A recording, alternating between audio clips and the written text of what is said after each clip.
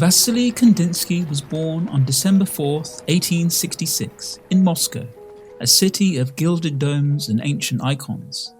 This is the story of an artist who walked away from a flourishing legal career with no guarantee of success, in pursuit of life as an artist. He was 30 years old before he made his first serious painting, and his breakthrough works were still 15 years away. When he eventually stripped painting down to expressions of pure colour and form, his peers thought he had gone too far. Yet today Kandinsky stands as one of the founding fathers of modern art, a lawyer who became a pioneering painter. How did he get there? Kandinsky was the son of a prosperous tea merchant, and he grew up in comfortable circumstances. From the very beginning, his world was one steeped in the resonant textures of Russian Orthodox faith and Slavic folk tradition. When Kandinsky was 5 years old, his parents divorced, and the family relocated to Odessa on the Black Sea coast. He was raised largely by his aunt, a woman of considerable education and cultivation. The young Wassily enjoyed being read fairy tales and folk stories. Later in life, he would credit his aunt with awakening something essential in him, that art and life were not separate things. From the age of 10, he began drawing lessons and piano classes. He would later describe how certain sounds produce colours in his mind. This experience, the crossing of the senses, would come to define his entire artistic life. In 1886, Kandinsky enrolled at the University of Moscow to study law and economics. 3 years later, he was commissioned by the Society for Natural Science, Ethnography and Anthropology to undertake a research expedition to the Vologda region of northern Russia, a remote, heavily forested area far to the northeast of Moscow. The folk tradition of northern Russia was like nothing he had encountered before. The peasants decorated everything with vivid, flat, non-naturalistic pattern. Kandinsky wrote of walking into a peasant hut and feeling that he had stepped inside a painting. He never forgot it. Then came a second revelation. In 1896, while visiting a touring exhibition in St. Petersburg, he stood before one of Claude Monet's haystack paintings, and to his astonishment, could not at first identify the subject, thanks to Monet's radical impressionistic technique. The experience moved Kandinsky profoundly. Suddenly, for the first time, he wrote, I saw a picture. What was totally clear to me was the unsuspected power of the palette, a power which had earlier been hidden from me, but which surpassed all my dreams. Within months, he had made his decision. He turned down a prestigious offer from the University of Tartu. At the age of 30, he left Moscow and moved to Munich, Germany, and began, at last, to learn to paint.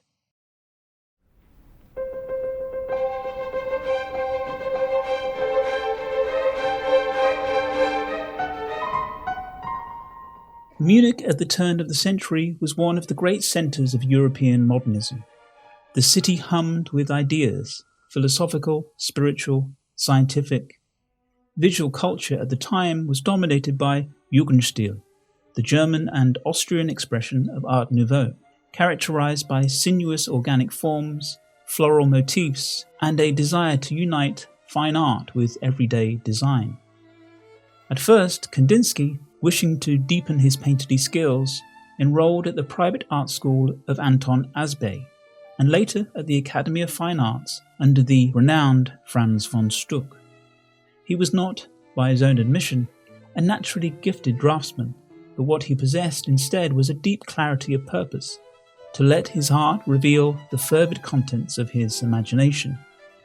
The influence of Fauvist artists like Henri Matisse and André Derain arrived in Munich at around this time too, carrying with it a liberating charge. The Fauves, working in Paris between roughly 1904 and 1908, had refashioned the conventional relationship between reality and colour. It's possible to see a direct link between a work like Harmony in Red by Matisse and Kandinsky's Dining Room, painted a year later. His other works from these years display a willingness to use paint to its textural extremes and to employ colour with unrestrained experimentation. It was, perhaps, thanks to his relative maturity that Kandinsky felt able to pursue his artistic vision with uncommon dedication. Kandinsky made new friends, all of whom embraced the expressionistic aspects of the new art coming from France. Franz Marc, August Macke, and Paul Klee, artists who shared Kandinsky's belief that painting could be more than description, more than the faithful recording of the visible world. By around 1908 and 1909, Kandinsky had begun spending long summers in the Bavarian village of Murnau, near the Alps, with his companion, the painter Gabriele Munter. He painted the landscapes in broad, vivid strokes, intense blues and burning yellows, the dark green of the alpine forests. The forms of houses, hills, and churches became increasingly simplified as he searched for a new form of language that would suit the form of expression he was chasing. And then, one evening, something happened that Kandinsky later described as one of the most decisive moments of his artistic life. He returned to his studio at dusk and saw, propped up against the wall, a painting of extraordinary beauty. He moved closer and recognized it as one of his own canvases lying on its side. In the half-light, he had not been able to make out the subject, and yet the painting had been magnificent. The subject, he realized, had been an obstacle. I knew with certainty, he later recalled, that the subject damaged my paintings. From that moment on, he began the long, deliberate process of moving beyond the visible world towards abstraction.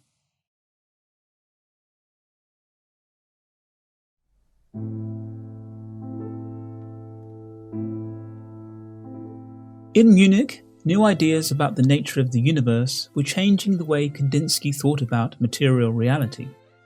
Not only did he take a keen interest in scientific advancements, notably the discovery of atoms being composed of energy rather than hard matter, he also attended lectures on theosophy, a movement that posited a hidden spiritual dimension underlying all of visible reality. For Kandinsky, these ideas were not theoretical, they were descriptions of what he had been experiencing his entire life. Kandinsky experienced what we now call synesthesia, the phenomenon by which one sense triggers another. For him, colours produce sounds, and sounds produce colours. He described sitting in the Moscow Royal Theatre one evening, watching a performance of Wagner's Lohengrin. I saw all the colours in my mind's eye, he wrote. Wild lines verging on the insane formed drawings before my very eyes. For Kandinsky, such experiences were not curiosities. They were evidence of the hidden unity underlying all the senses, all the arts, all the forms of human perception. In December 1911, after Kandinsky had resigned from a previous artists' society after disputes arose over the radicalism of his paintings, coming to a head when his Composition 5 was rejected from the group's third exhibition, he and Franz Marc co-founded an artistic group they called De Blauwe Reiter, the Blue Rider. Both Kandinsky and Marc loved the colour blue. Marc associated it with the spiritual, Kandinsky with depth, inwardness, and the infinite. The group held their first exhibition in Munich in December 1911 at the Galerie Thunhauser in Munich, and a second exhibition in 1912. The works on display were unlike almost anything the German public had seen before. Kandinsky's large compositions that had finally loosened the bonds of representation altogether after many small steps were met with bewilderment, hostility, and, among younger artists, a mounting excitement. When, also in 1911, Kandinsky published his great theoretical treatise concerning the spiritual in art, one of the most remarkable documents in the history of modern painting, he set out his theory of what colour was and what it could do. For Kandinsky, colour was not a property of objects, but rather a force, a vibration. He wrote, connecting art to music, colour is the keyboard, the eyes are the hammers, the soul is the piano with many strings. The artist is the hand that plays, touching one key or another purposefully to cause vibrations in the soul. Music had long been considered the most purely spiritual of the arts, precisely because it operated without reference to the visible world. A symphony did not depict anything. It was pure expression of inner states. Kandinsky wanted painting to achieve the same freedom. He titled his early abstract canvases Musical Forms, Impressions, Improvisations, Compositions. He was deliberately announcing that his paintings were not pictures of things, but a kind of concert in colour.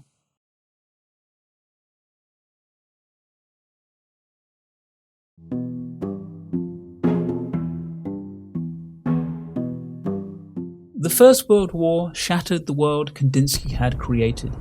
In August 1914, as a Russian citizen living in Germany, he was forced to leave Munich immediately, abandoning his studio and most of his possessions. He travelled through Switzerland and the Balkans, and eventually made his way back to Russia, a country he had not lived in for nearly 20 years. Franz Marc, his closest friend and collaborator, was killed at the Battle of Verdun in March 1916. Kandinsky's grief never entirely left him. Russia, meanwhile, was in revolution. The Bolshevik seizure of power in 1917 was followed by years of turbulent cultural politics. For a brief, dizzying period, the new Soviet state appeared to embrace the avant-garde, and Kandinsky was appointed professor at the Moscow State Higher Art and Technical Studios. But the revolution's view of modernist art soured quickly. By the early 1920s, the utilitarian demands of Soviet ideology, in short, art in service of the state and its propaganda, were pressing hard against Kandinsky's conviction that art should be fundamentally free and aimed at spiritual release. He found himself increasingly marginalized, and in 1921, he left Russia for the last time, never to return. Back in Germany, which entered a short-lived golden age in the 1920s, Kandinsky joined the faculty of the Bauhaus, the revolutionary school of art and design founded by Walter Gropius in Weimar, Germany. The Bauhaus was one of the most extraordinary educational experiments in the history of art, a school that sought to unite fine art, craft, architecture, and design in a single coherent vision, abolishing the old hierarchies between the decorative and the high arts.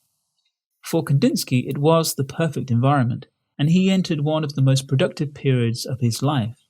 His paintings changed direction, too. Instead of the turbulent quality of his pre-war canvases, his work became more geometric and architectural.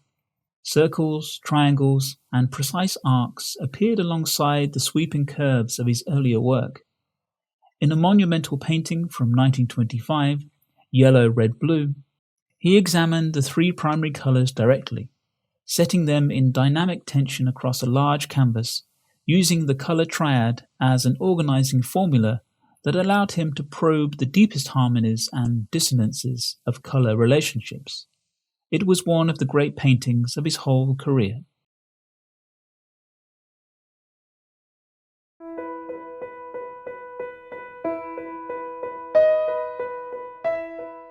But if Kandinsky, now entering his 60s, was hoping for a settled life, it wasn't to be.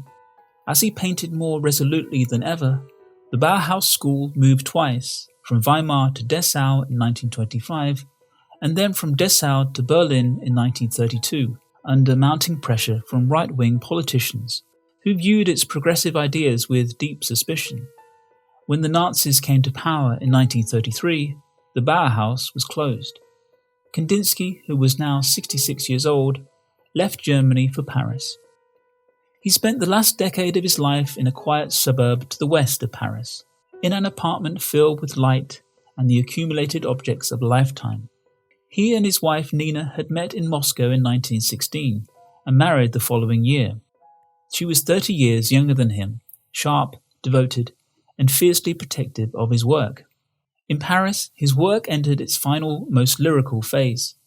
Influenced perhaps by the biomorphic forms of Juan Miró and John Arp, his paintings blossomed with strange, delicate shapes, things that seemed to float and divide, suggestive of the micro-organic world of cells, amoeba, and the deep sea. Meanwhile, he maintained a vast correspondence with artists, musicians, writers, and philosophers around the world. The Nazi occupation reached Paris in 1940, and Kandinsky lived the final years of his life isolated from the international art world and cut off from collectors and critics. He painted on regardless. On December 13th, 1944, Kandinsky died at his home at the age of 77. He had been painting almost to the end. In the weeks and months that followed his death, the art world was slow to absorb what had been lost. Europe was still at war. The great machinery of international culture, galleries, the museums, the critical apparatus, had been badly damaged. Serious reassessment took time. The American abstract expressionists of the 1940s and 50s, Mark Rothko, Franz Klein, Willem de Kooning, and Lee Krasner, found in Kandinsky's work a crucial permission. If he could abandon the object and trust the mark, so could they. Rothko's great fields of luminous colour, in particular, are inconceivable without Kandinsky. Kandinsky's pursuit of pure expression left its mark on graphic design, architecture, film, and music, but it was in painting that his influence ran deepest. He had demonstrated something that the century would continue to absorb, that colour, line, and form, freed from the need to represent the world, could speak directly to the mind and soul of the viewer.